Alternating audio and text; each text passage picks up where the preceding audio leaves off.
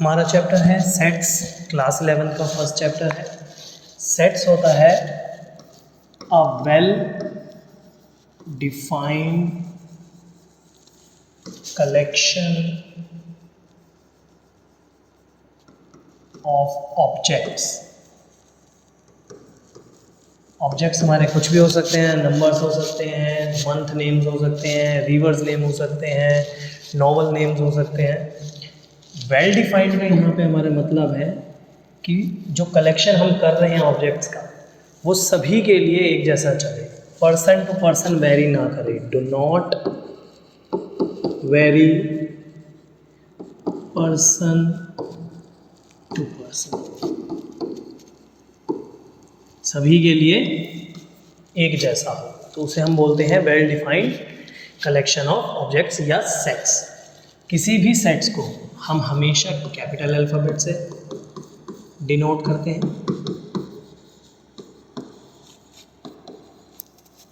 जैसे हमने कहा हमारे पास सेट है मंथ्स का, जिनकी स्टार्टिंग हो रही है लेटर जे से, स्टार्ट्स विद लेटर जे। तो सभी के लिए हमारे जो है 3 ही मंथ होंगे, जनवरी, जून और जुलाई।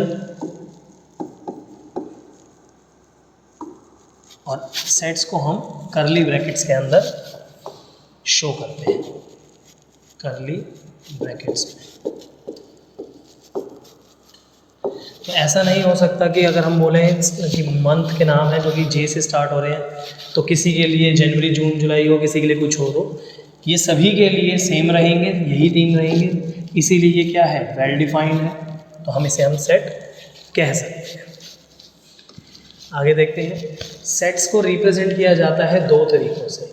फर्स्ट है रोस्टर फॉर्म,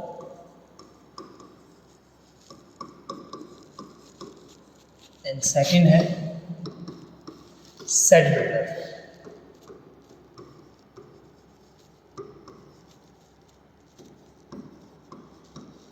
रोस्टर फॉर्म को हम टेबुलर फॉर्म भी कहते हैं।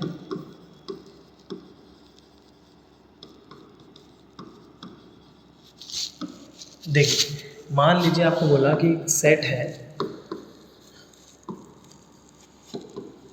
नेचुरल नंबर्स का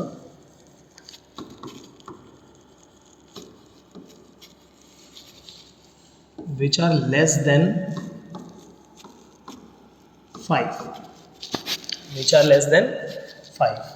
तो लेट अस सपोज सबसे पहले हम सेट का नाम लेते हैं। हमने मान लिया ये सेट ए है, तो रोस्टर फॉर्म में हम क्या करेंगे, इसके अंदर कौन कौन से एलिमेंट्स आएंगे वो लिखेंगे। तो नेचुरल नंबर बोला है 5 से लेस, हमें पता है 5 से लेस नेचुरल नंबर होते हैं 1, 2, 3 एंड 4।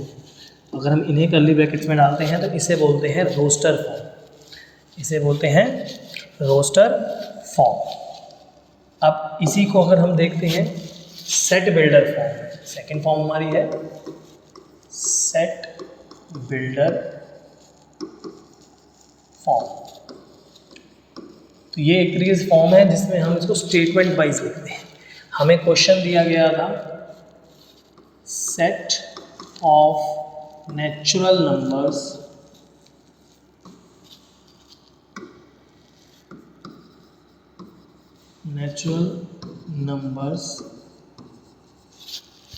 Less than 5। तो जब हमें इसे रोस्टर सेट बिल्डर फॉर्म में लिखना है तो हम सबसे पहले लिखेंगे ए, या जो भी सेट का नाम होगा, equals to curly bracket starts, यहाँ हम लिखेंगे एक वेरिएबल देंगे एक्स। ये वेरिएबल रिप्रेजेंट करेगा इस सेट में आने वाले सारे एलिमेंट्स को। यहाँ रेशियो का सिंबल बनाएंगे और फिर लिखेंगे एक्स। अब यहाँ हम स्टेटमेंट डालेंगे कि हमारा जो सेट है वो ए है, उसके अंदर के एलिमेंट को हमने एक्स माना है, और एक्स क्या है, एक्स इज द नेचुरल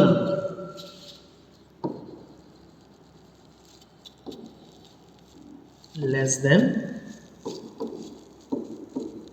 5। तो ये हमारी क्या बन गई, सेट बिल्डर फॉर्म। एक एग्जांपल हम और लेते हैं। लेट अस सपोज आपको एक सेट दिया है ए विच इज़ 2 4 6 8 10 एंड 12, और अगर बोला जाता है इसे कन्वर्ट करना है सेट बिल्डर फॉर्म में, तो आप देखिए यहाँ पे एक पैटर्न बन रहा है। ये 2 का टेबल है, 2 into 1, 2 into 2, 2 into 3, 2 into 4, 2 into 5, 2 into 6, right. तो हम इसको से कैसे सेट बिल्डर फॉर्म में कन्वर्ट करेंगे, हम लिखेंगे ए, इन सिंबल्स को नाम दिया जाएगा वेरिएबल में एक्स। यहाँ पे x क्या है, अगर आप देखेंगे 2 का टेबल चल रहा है तो हम इसको 2 इंटू एन कह सकते हैं, जिसमें n हमारा क्या है, नेचुरल नंबर है। n हमारा क्या है, नेचुरल नंबर है जिसकी वैल्यू लेस देन 7 है। ये हमारी क्या हो गई, सेट बिल्डर फॉर्म। हमारे पास नेक्स्ट है स्पेसिफिक नेम्स ऑफ सेट्स। कुछ ऐसे सेट्स हैं जिनको पर्टिकुलरली नाम दिया गया है, जैसे कैपिटल एन से हम डिनोट करते हैं sets of all natural numbers, यानी अगर हमारे को set of all natural numbers लिखना है तो हम कैपिटल एन से डिनोट करते हैं। डब्ल्यू से हम डिनोट करते हैं sets of all whole numbers,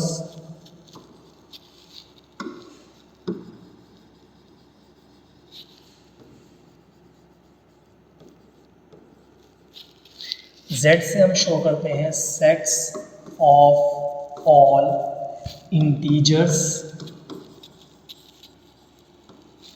Z minus से हम डिनोट करते हैं sets of all negative integers. Z plus से हम डिनोट करते हैं सेट्स ऑफ ऑल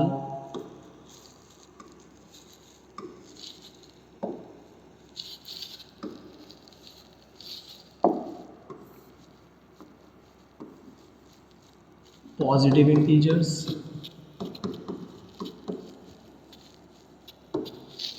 Q से हम डिनोट करते हैं sets of all rational numbers.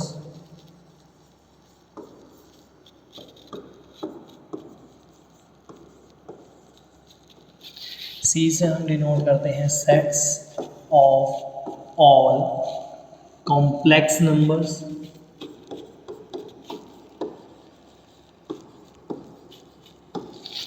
And R से हम डिनोट करते हैं सेट्स ऑफ ऑल रियल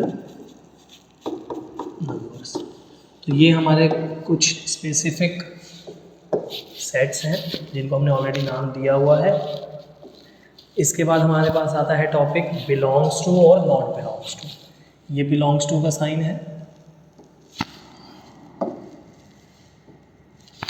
ये नॉट बिलोंग्स टू का साइन है। इसका क्या मतलब है कि मान लीजिए आपको कोई सेट गिवन है 1 2 3 4 5, तो 1 2 3 4 एंड 5 ये इनके एलिमेंट्स हैं सेट ए के। अगर आपसे पूछा जाए कि क्या 3 ए से बिलोंग करता है या नहीं करता, तो हमें ये देखना है बिलोंग्स टू का मतलब कि क्या 3 ए सेट के अंदर आ रहा है। तो अगर आप ध्यान से देखें तो 3 जो है हमारा सेट ए के अंदर आ रहा है, तो ये क्या होगा, बिलोंग्स टू। और मान लीजिए बोला जाता है कि क्या 8 सेट ए में आता है। आप देखिए यहाँ पे 1 2 3 4 5 आ रहा है, 8 नहीं आता, दैट मीन्स ये नॉट बिलोंग्स टू। ऐसे ही एक क्वेश्चन देखते हैं कि मान लीजिए आपके पास क्वेश्चन में आया क्या सेट ऑफ 4 बिलोंग करता है ए से। तो आप ध्यान से देखें तो यहाँ पे 4 तो बिलोंग करता है इनमें से, बट सेट ऑफ 4 नहीं बिलोंग करता। 4 अगर हम सेट के अंदर डालते हैं तो वो बिलोंग नहीं करता, वो बिलोंग नहीं करता। तो ये भी ध्यान देना पड़ेगा। नेक्स्ट हमारे पास टॉपिक है टाइप्स ऑफ सेट्स। तो हमारे पास 5 तरीके के सेट्स हैं। सबसे पहला सेट है एम्प्टी सेट, जिसको हम नल सेट या वॉइड सेट भी कहते हैं। इसको डिनोट किया जाता है फाई से। ये एक सेट है विच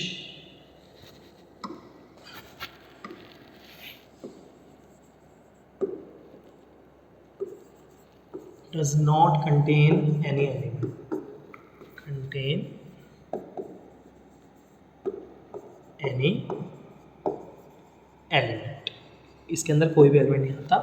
तो या तो हम इसे फाई से डिनोट करते हैं या ब्लैंक ब्रैकेट्स के अंदर डाल के से शो करते हैं। जैसे आपको बोला गया कि set of natural numbers less than one, तो हमारे पास ऐसा कोई भी एलिमेंट नहीं है जो 1 से छोटा हो और नेचुरल हो। तो यहाँ पे ये क्या हो गया 5 या फिर ब्लैंक ब्रैकेट्स। ये हमारा क्या बना नल सेट। अगली है फाइनाइट सेट। फाइनाइट सेट उन सेट्स को बोलते हैं जिसके अंदर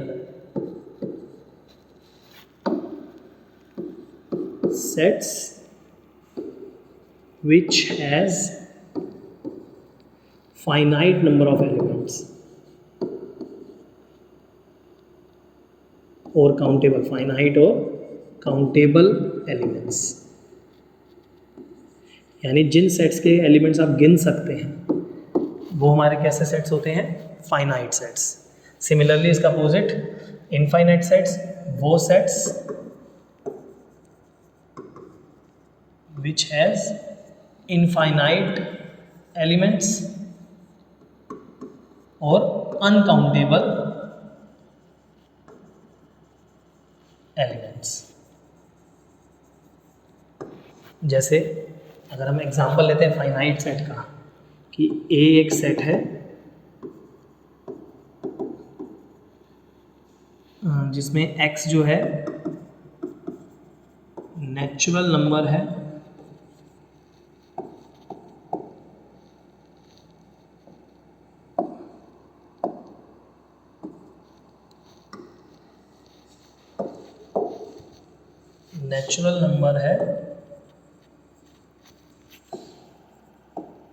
less than 10।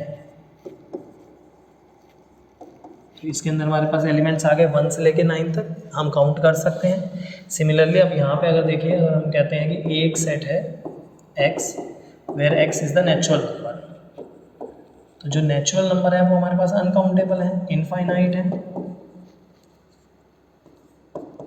1 2 3 and dot dot dot.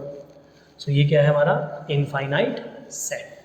Universal set क्या होता है? यूनिवर्सल सेट एक ऐसा सेट है जिसके अंदर से सारे सेट्स बने जाएंगे। यानी जो भी सेट्स आपको गिवन है, अगर कोई एक ऐसा सेट मिले जो उस सेट के अंदर बिलोंग करते हो तो उसे हम क्या बोलते हैं यूनिवर्सल सेट। फॉर एग्जांपल मान लीजिए एक सेट है A 1 2 3 4 5, आपको 2 सेट्स और दिए, एक दिया B एक दिया C। अगर आप ध्यान से देखें तो B के सारे एलिमेंट A के अंदर आ रहे हैं, C के भी सारे एलिमेंट A के अंदर आ रहे हैं। तो A जो हुआ यूनिवर्सल सेट हुआ for A B and C। अब आते हैं इक्वल सेट पे। इक्वल सेट क्या होता है?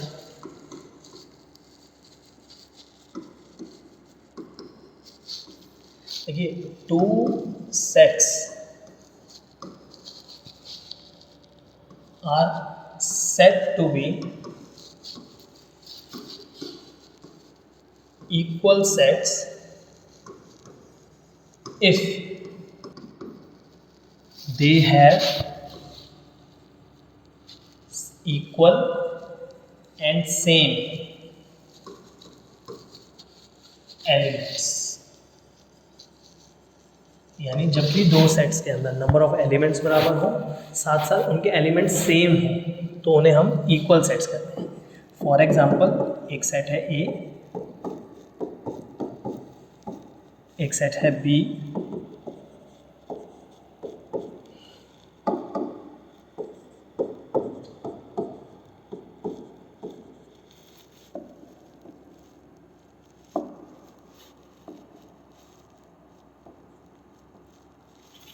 तो यहाँ पे आप देखिए दोनों में ही चार चार एलिमेंट्स हैं और जो ए के एलिमेंट्स हैं वो बी के ही एलिमेंट्स हैं, तो इसे हम बोलेंगे A equals to B, A equals to B. Next हमारा टॉपिक है सबसेट। देखिए सबसे पहले यहाँ पे हमने लिखा है कि ये सेट है, इसका मतलब ऑब्वियसली सबसेट भी एक सेट होगा। तो सबसेट उन सेट्स को बोलते हैं जो किसी गिवन सेट में से निकल के बने हों। फॉर एग्जाम्पल ए एक सेट है 1 2 3 4 5 6 7 8। हमारे पास दो सेट हमें और दिए गए, B which is 3 4 and 5 and C which is 6 7 8 9। देखिए बी के जो एलिमेंट्स हैं 3 4 5, ये तीनों के तीनों हमारे ए में आ रहे हैं। इसका मतलब जो बी सेट है वो ए से ही बना है, तो हम बोलेंगे B is a subset of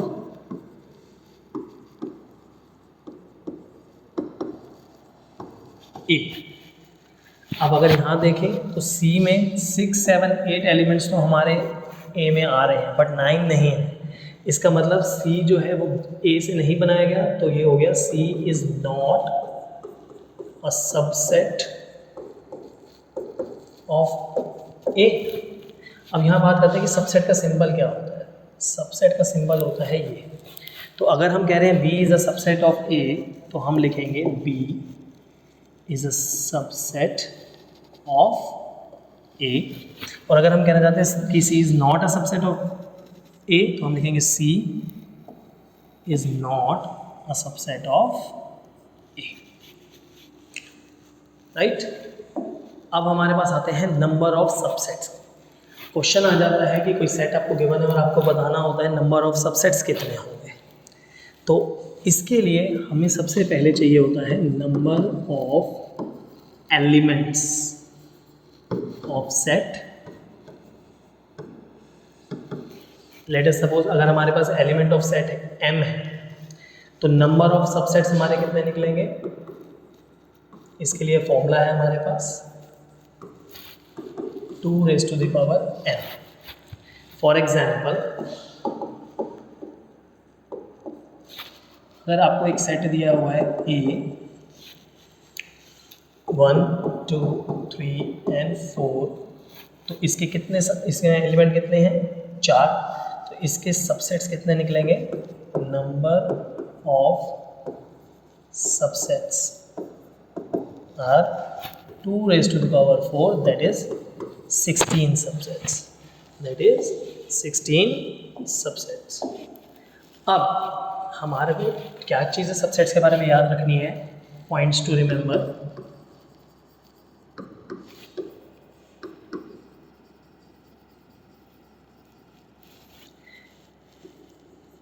एक 5 and set itself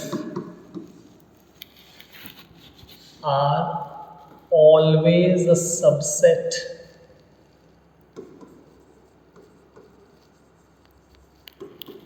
of given set। अगर आपको कोई भी सेट गिवन है तो 5 और वो सेट खुद अपना ही सबसेट ज़रूर होता है। इसके अलावा हमारे पास एक चीज़ आती है जिसे हम बोलते हैं power set. Power set, power set क्या होता है। Power set is the set of all subsets, यानी आपके जितने भी सबसेट्स हैं अगर आप उनका एक सेट बना देते हैं तो उसे हम बोलते हैं पावर सेट, और इसको हम डिनोट करते हैं P ऑफ A से।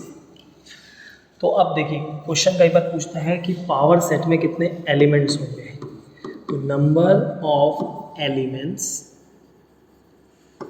इन पावर सेट ये इक्वल होगा जितने उसके अंदर सबसेट्स हैं, जितने के सबसेट्स हैं, तो ये इक्वल होगा number of subsets of A. That means इसका भी फॉर्मूला क्या जाएगा 2⁻n। मतलब अगर एक सेट है ए जिसके अंदर लेट अस सपोज 4 एलिमेंट्स हैं, तो number of elements in set ए कितने हैं 4 हैं, तो नंबर ऑफ सबसेट्स आएंगे 2⁻4 दैट इज 16। तो नंबर ऑफ एलिमेंट्स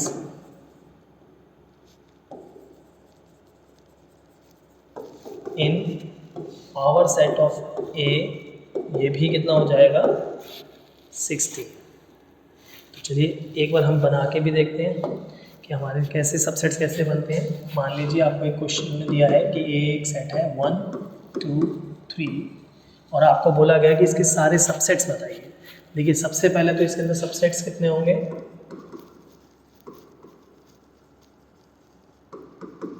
फॉर्मूला होता है 2m। अब यहाँ पे हमारे पास 3 एलिमेंट हैं, इसका मतलब 2⁻3 दैट इज टोटल 8 एलिमेंट्स होंगे।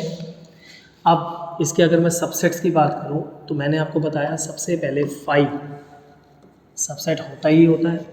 इसके बाद हम लेते हैं सिंगल डिजिट्स में 1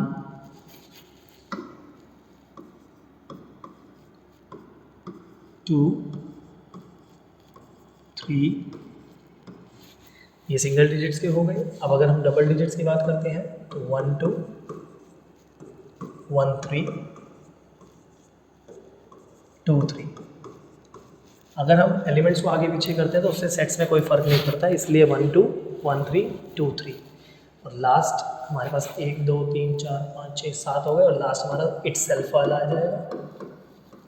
ये हमारे क्या हो गए सबसेट्स, ये हमारे क्या निकला है सबसेट्स।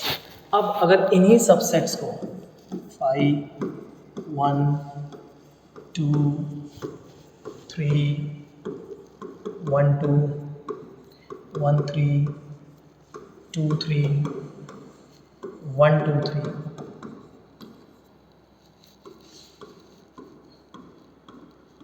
इन सभी सबसेट्स को एक सेट के अंदर अगर डाल दिया जाए तो ये क्या बन जाता है हमारा पावर सेट। तो नेक्स्ट टॉपिक पे चलते हैं। अब नेक्स्ट टॉपिक है हमारा इंटरवल। इंटरवल क्या होता है, इंटरवल सबसेट है एक सेट का जिसके अंदर रियल वैल्यूज आएंगी। लेट अस सपोज अगर हमारे पास कोई हमें सेट बनाना है जिसमें 2 रियल नंबर्स के बीच की सभी वैल्यूज आती हैं, तो वहाँ हम किसका इस्तेमाल करते हैं इंटरवल्स का, रियल नंबर के केस में।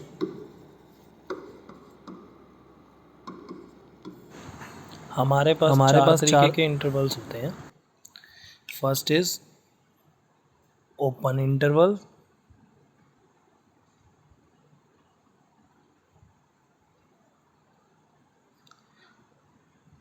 Second is close interval,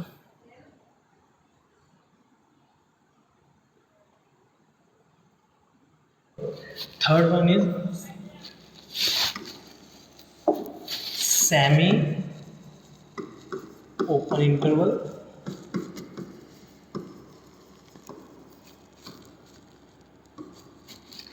fourth one is semi closed interval.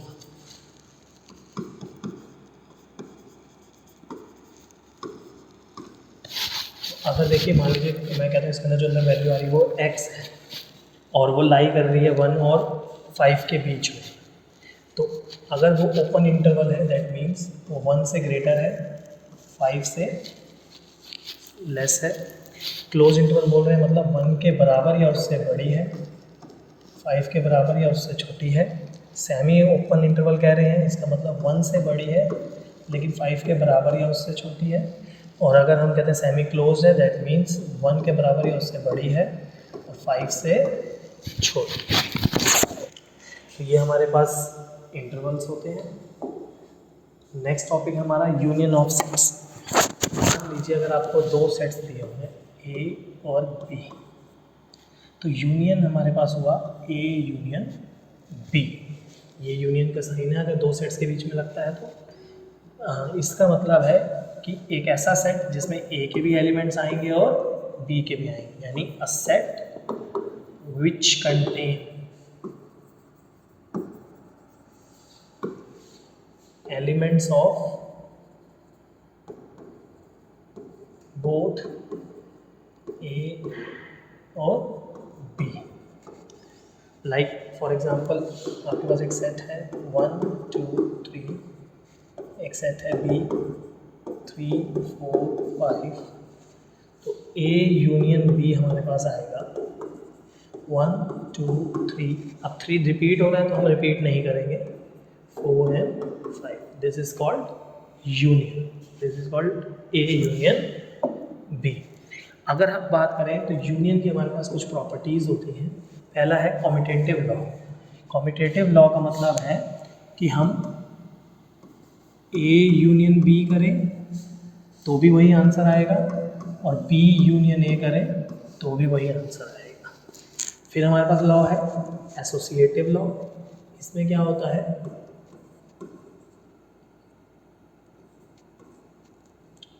कि आप पहले ए यूनियन बी निकालें फिर उसका यूनियन सी से करें, या पहले बी यूनियन सी निकालें और उसके बाद उसका यूनियन ए से करें, आंसर हमेशा सेम आएगा। फिर हमारे पास लॉ आता है लॉ ऑफ आइडेंटिटी।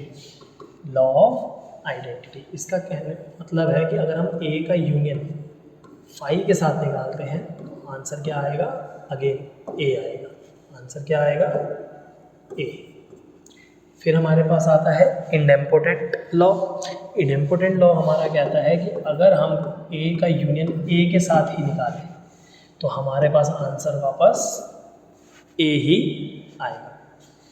और लास्ट लॉ है हमारा लॉ ऑफ यूनिवर्सल्स है। इसका मतलब है अगर ए का यूनियन यू के साथ निकाला जाए तो जो आंसर है वो यूनिवर्सल सेट आएगा। तो ये कुछ प्रॉपर्टीज़ हैं हमारी यूनियन ऑफ सेट्स की जो हमें याद रखनी पड़ेंगी। नेक्स्ट हमारे पास टॉपिक है intersection of sets. Again intersection of set में मतलब फॉर टू सेट्स, सॉरी, कि इंटरसेक्शन ऑफ सेट क्या होता है। ये एक सेट है, a set which contain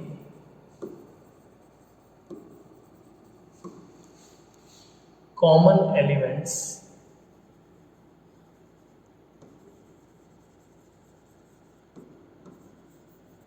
of A and B. तो मान लीजिए अगर आपके पास कोई दो सेट है ए बी, ये इंटरसेक्शन का साइन है, तो इसमें जो दोनों में कॉमन एलिमेंट्स होंगे सिर्फ वो आएंगे। जैसे फॉर एग्जांपल अगर आपके पास एक सेट है ए 1 2 3 4, एक सेट है बी 3 4 5 6, तो इन दोनों में हमारे पास कॉमन कौन कौन से एलिमेंट्स आ रहे हैं, 3 और 4। तो ए इंटरसेक्शन बी हमारे पास क्या आएगा, 3 एंड 4। ये हमारा क्या हो गया, इंटरसेक्शन ऑफ सेट। इसकी भी कुछ प्रॉपर्टीज़ है जो हमें याद रखनी पड़ेंगी। पहला है कॉम्यूटेटिव लॉ। इसका मतलब भी वही कि अगर आप ए का इंटरसेक्शन निकालें बी के साथ या बी का इंटरसेक्शन निकालें ए के साथ, आंसर सेम रहेगा। सेम एसोसिएटिव लॉ कि अगर आप ए इंटरसेक्शन बी पहले निकालें फिर उसका इंटरसेक्शन सी से करें, या पहले बी इंटरसेक्शन सी निकालें और फिर ए के साथ उसका इंटरसेक्शन करें, आंसर सेम आएगा। लॉ ऑफ फाई क्या कहता है कि अगर आप किसी भी सेट का इंटरसेक्शन फाई के साथ निकालते हैं तो कॉमन कुछ भी नहीं आएगा, इसका मतलब आंसर फाई होगा। अगर आप ए का इंटरसेक्शन यूनिवर्सल से निकालते हैं तो हमारे पास जो कॉमन आएगा वो ए के बराबर आएगा। इंडेम्पोटेंट मतलब अपने आप के साथ, तो अगर हम ए का इंटरसेक्शन ए के साथ निकालते हैं तो भी आंसर हमारा क्या आएगा, ए। अब यहाँ एक इम्पॉर्टेंट प्रॉपर्टी है डिस्ट्रीब्यूटिव लॉ। ये क्या कहती है कि अगर आप ए का इंटरसेक्शन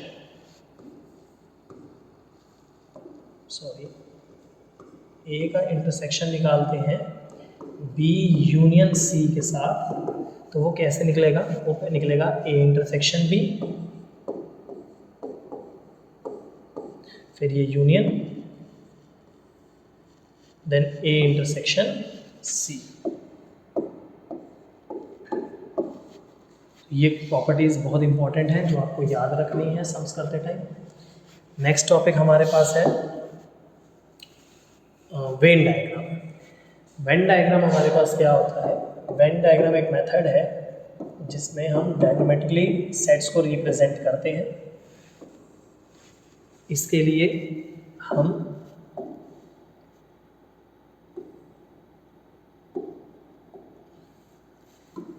एक रेक्टेंगल बनाएंगे। ये रेक्टेंगल जो है ये रिप्रेजेंट करता है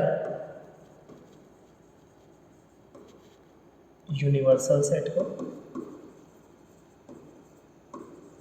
इसलिए हम यहाँ पे यू लिखेंगे।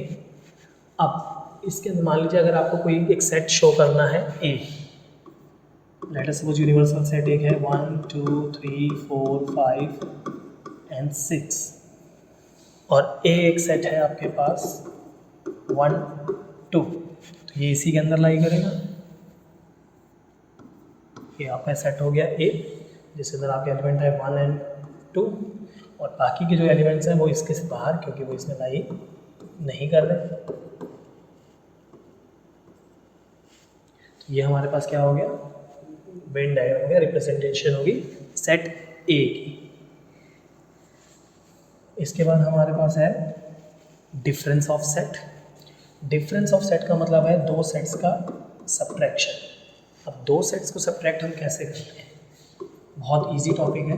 मान लीजिए एक आपके पास सेट है ए, एक आपके पास सेट है बी,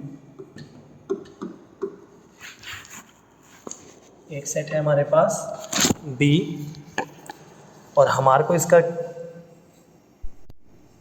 तो ए और बी हमें ये सेट दिए हुए हैं। अब मान लीजिए हमें बोलते हैं ए माइनस बी निकालिए, तो हमें कुछ भी नहीं करना, हमें ए में से जो भी आगे दिया हुआ है इस सेट में से जो ए और बी के कॉमन एलिमेंट्स हैं वो हमें काटने होंगे। तो यहाँ पे देखिए कॉमन एलिमेंट सिर्फ 2 आ रहा है, तो ये कट गए। तो जो बच गए ए के वो हम एलिमेंट्स यहाँ पे लिख देंगे। ये हमारे पास आया ए माइनस बी। अब इसी तरीके से अगर हमें बोलते हैं बी माइनस ए निकालिए, तो जो बी में से कॉमन एलिमेंट है हम वो माइनस करेंगे। तो कॉमन एलिमेंट हटे, बी वाले कितने एलिमेंट्स बच गए? 5। तो ये हमारे पास क्या आ गया? बी माइनस ए। इससे आप देख सकते हैं कि ए माइनस बी और बी माइनस ए बराबर नहीं, जरूरी नहीं होता कि ये कॉम्पिटिटिव हो, ये कॉम्पिटिटिव होंगे ही।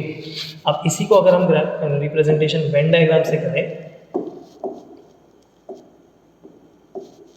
तो आप देखिए ये एक सेट है यूनिवर्सल सेट।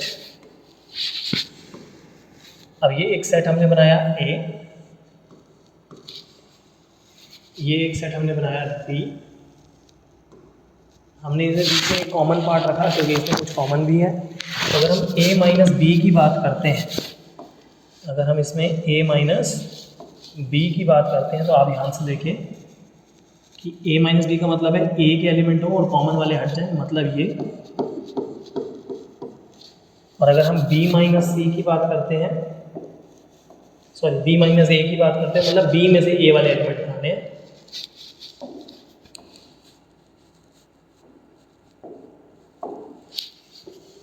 इसका मतलब ये वाला पोर्शन। तो ये पर्पल वाला पोर्शन हमारा हो गया बी माइनस ए, ये येलो वाला पोर्शन हमारा हो गया ए माइनस बी, और ये जो दोनों के बीच में आ रहा है ये पोर्शन हमारा हो गया ए इंटरसेक्शन बी। तो ये होता है डिफरेंस ऑफ सेट। आगे चलते हैं। अब हमारे पास टॉपिक है कॉम्प्लीमेंट ऑफ सेट। इसको हम डिनोट करते हैं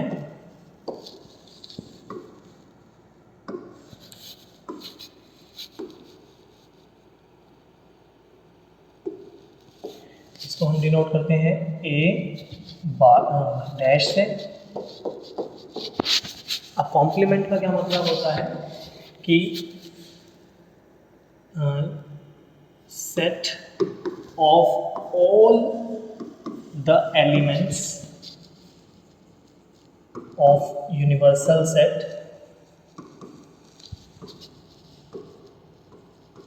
एक्सेप्ट एलिमेंट्स ऑफ ए, यानी ए के एलिमेंट्स को छोड़ के जितने भी यूनिवर्सल सेट में एलिमेंट्स बचेंगे वो हमारे क्या होंगे, ए कॉम्प्लीमेंट, यानी you minus A. For example अगर हम इसको वेन डायग्राम से देखें, ये हमारा एक यूनिवर्सल सेट है,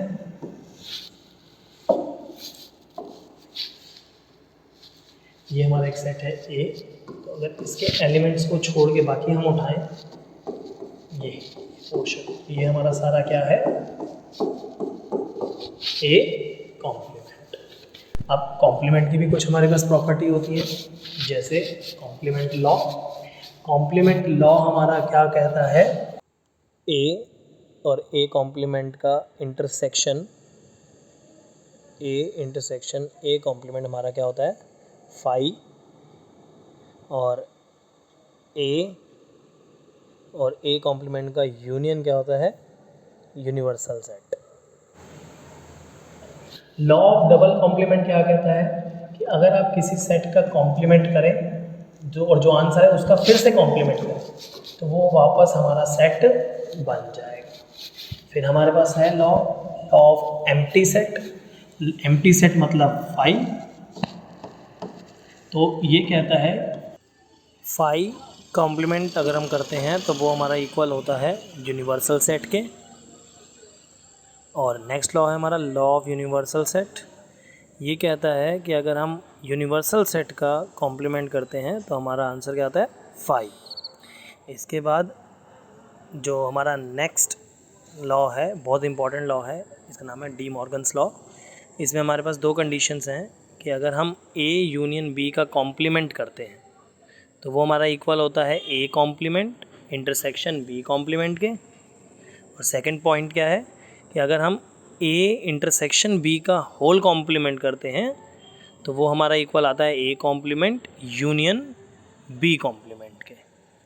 तो ये प्रॉपर्टीज़ हैं हमारी जो हमारे कॉम्प्लीमेंट्स की, जो हमारे को याद रखनी है, क्योंकि ये हमारा आगे बहुत काम आएगा, स्पेशली डी मॉर्गन्स लॉ।